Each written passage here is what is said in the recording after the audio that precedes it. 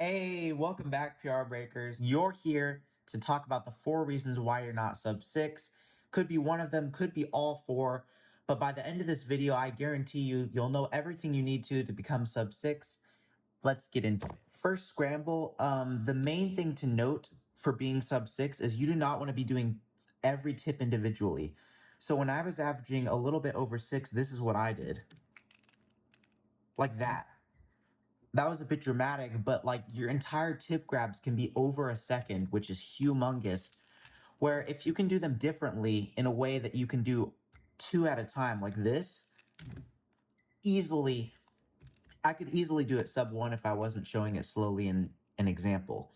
So my point is you should always be doing the B and U tips, at least the B and U tips when they're facing the same direction at the same time. And then your R and L tips should be done generally at the same time as well. You can pick any ones you want. You can do the U and R tips and then the L and B tips. Just like try to do as many simuls as you can. In this particular scramble, I would do it like this. You pick up the cube. Let me turn off my timer because I'm not actually doing time solves. You pick up the cube and then do these 2 at the same time and then reach over and do those 2.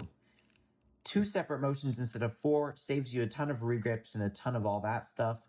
And now we'll get into the second thing that is probably costing you the most time is you're wasting your inspection.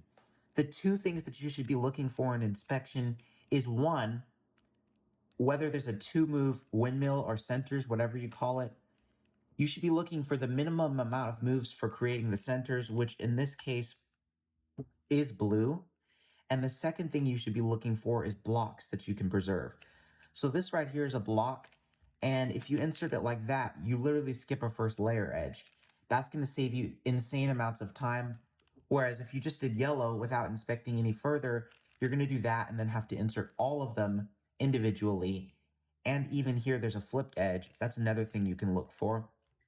But in this case, blue is the best color to start with for 2 reasons. You get a skipped edge, and it's 2 moves to solve the windmill. And now we're going to get into the third thing that will fix your solves, make them insanely fast. This is the huge. It's alternate inserts. So you notice I was here, right? Instead of rotating and doing a U and a sledge, I can cancel 2 of those bad things, which is 1, the rotation, and 2, the U move. I can do a 3-move insert instead. So from this angle, you should experiment with alternate inserts. A lot of times, if you do an R or an L move insert, you can just do the same thing but from the back. So from here, you're going to pull this side down, do a U prime, and put it in. It's pretty simple. You notice that when you're doing it from the front angle, you would lift up the right side. So from here, you want to do those. And then from here, instead of doing a U and a sledge or a U prime and an insert, you should always know 1 of 3 inserts for every case. So like this, not 1 of 3 inserts for every case, 3 inserts total for a single edge. This is the first one where you do a sledge or a hedge. The second one is like this when the edge is on the side. And the third one is like this where the edge is in the back. And the reason for that is if your edge is here, you have an insert you can do. If your edge is here, you have an insert you can do. And if your edge is there, you have an insert you can do. So you can always skip the AUF, the pre-AUF before inserting the edge, and it'll make your solves extremely smooth. I'm going to pull up one more scramble before we move on so I can show you those inserts, what they would look like in real time. There we go. Again, simul tip executions. This is perfect. And the first step, which was to look for the best windmill possible, which is the blue one. It's a 1-move insert. So what I would do from here is probably start by doing those 2 at the same time, and then you can do a U prime push or a B prime move. So from here, I was explaining about the inserts, the whole point of creating this scramble. From here, you can do an insert like that because it uses R moves from the original angle, but you don't want to rotate. So you can do it like that. Again, experimenting works for this. Here you can do 1 of your 3 inserts. And then from here, you don't even have to rotate. You can do another back insert. It's just super nice. The entire solution was like this. You can make it flow like that. Create your first layer. And then the last thing, the 4th thing that you need to know is the best algorithms and finger tricks for your last layer If you're not already, you should be using flick finger tricks like these instead of pulls because you're taking advantage of home grip. And the best algorithms that you can do for all these last layer cases for this is number one, for this triple one, you should probably already know this algorithm. It goes like that. But the finger tricks are the main thing to note. You're taking it out, doing the U prime flick, so you're not overworking this finger like that. You're going to do here, and then push, and then push. That's the best way to do it, instead of going, yeah.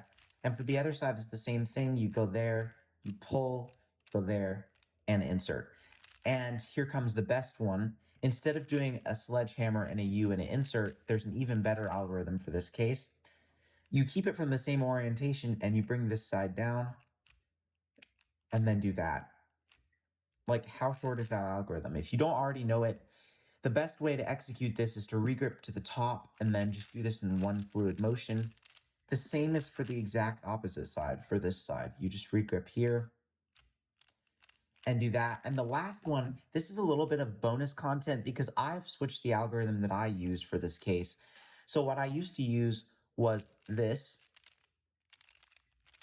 And then what I switched to using the new finger tricks is this.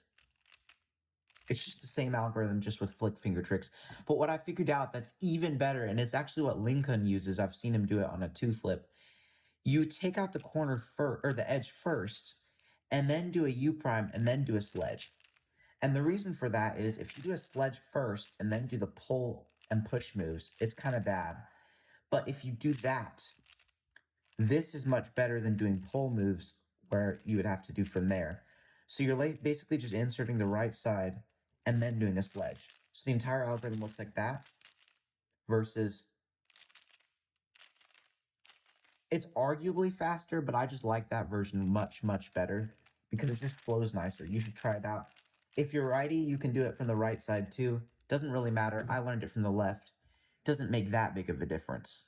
And if you know all 4 of those things, you should be sub 6 at pyraminx in no time.